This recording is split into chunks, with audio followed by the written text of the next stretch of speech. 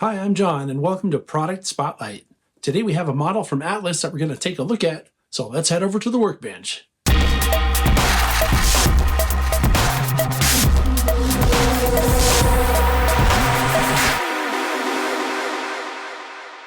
All right, so here's what we're looking at today.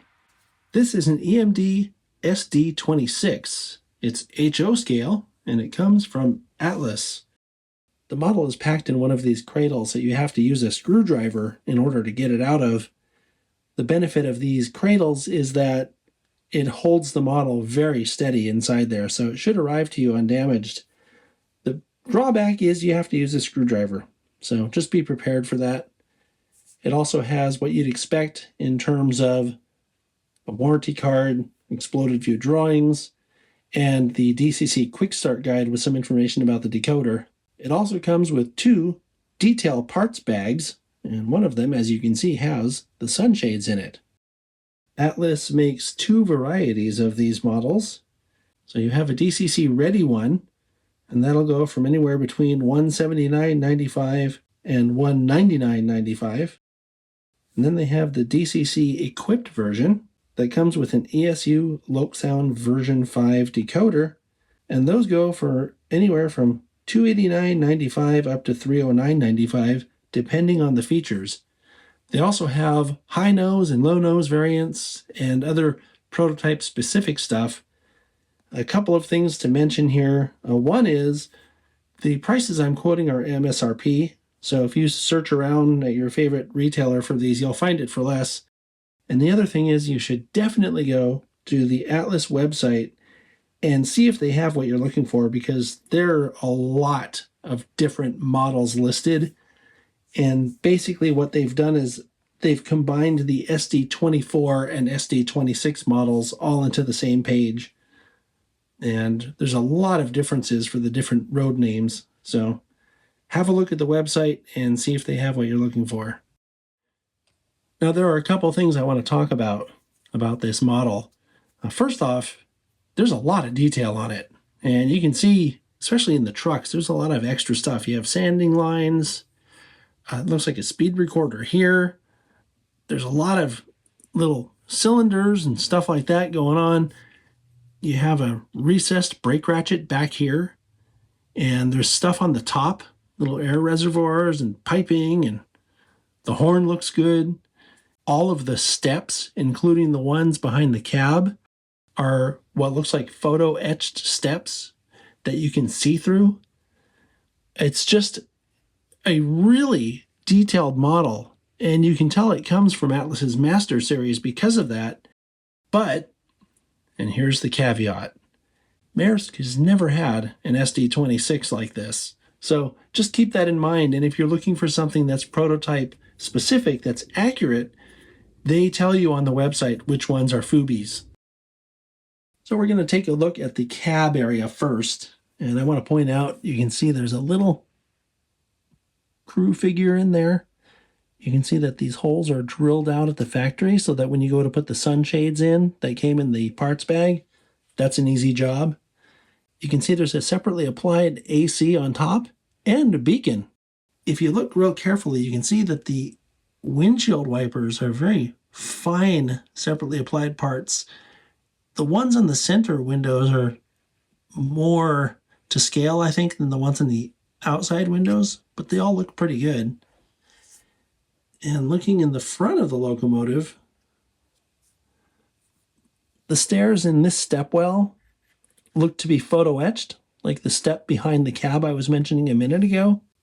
And this area by the pilot also looks to be photo etched. Then if you look here, you can see there's a cut lever or an uncoupling bar, if you want to call it that, as well as hose detail.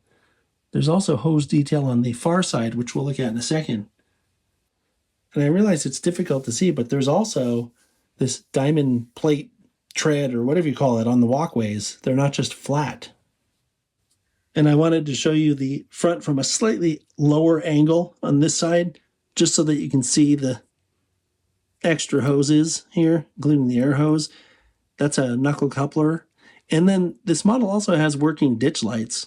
So we'll take a look at that when we do the looking at the lights segment, but boy, tell you what, this is a very detailed and good-looking model. And taking a look at the fireman side, I'm using another sort of lower angle just so that you can see under here. There's a lot of extra little wire brake detail in here as well. I've seen where modelers have to cut those out and add those to models themselves because not all models come with that. You can also see around the fuel tank area that there's red paint picking out some of those details. And then I know that I've been told what this piece is before, and I just can't remember, but you can see it's modeled here. Very cool. There's also some separately applied grabs on the side, or a separately applied grab right here. And there's something about this paint scheme that really appeals to me. It just looks nice and clean, like the lines on it are sharp. It has this kind of a war bonnet look to it, but in this light blue and silver color, the resemblance or the hearkening back to the Santa Fe, at least to me, is really limited because they didn't have anything with light blue like this that I'm aware of. It just looks really cool though. And looking at the back side of the model, you can see it's more of the same separately applied stuff, like this ladder, all the hoses, the uncoupling lever or bar. The stairwells, again, look like etched metal see-through stairs. So as usual, we have one more 3/4 view to look at, and I raised the camera a little bit just so that you can get a little foreshadowing of this detail that we're going to be looking at on the top of this model. It's pretty amazing. Anyway, let's move on to the top. The roof detail might be the highlight of this model. I mean, the fans are really good, but they're kind of overshadowed by all of this conduit and piping and reservoirs. Boy, they've gone through a lot of trouble to have all of the piping. And what's cool about it is it also leads down the side of the locomotive and then under into the body. It's just a lot to look at. And then, of course, you have your little antenna here. And it's not just on this particular SD model. I've noticed on other 6-axle models that they go to a lot of trouble to put extra details in. And a lot of it is prototype specific. In this case, it's a Fubi, so you can't really be prototype specific, but that's still a lot of detail. All right, it's time for my favorite thing. Let's run the model.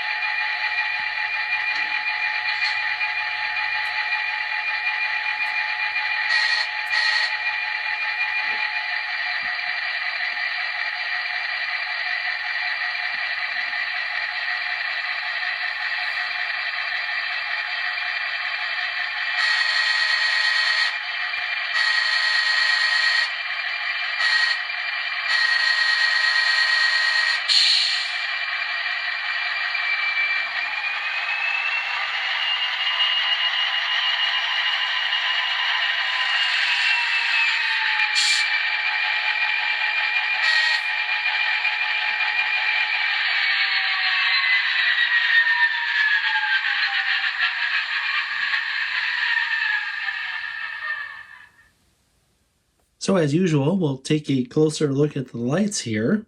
F0 turns on the headlight, and the number boards come on with that.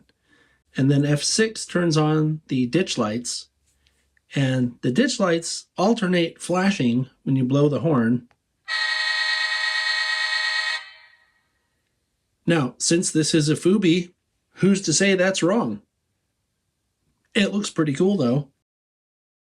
The headlight's directional, so when you go into reverse, if you have your headlight on, it also turns on the headlight. And these are what Atlas refers to as golden white LEDs. I think this is a great model from Atlas, and they've done a lot of extra detailing, especially on the roof. It looks amazing. And even though it's a Fubi, they went through the trouble to add working ditch lights, and I'm going to really enjoy running this one on the layout at SBHRS. So good job, Atlas. I'll see you next time.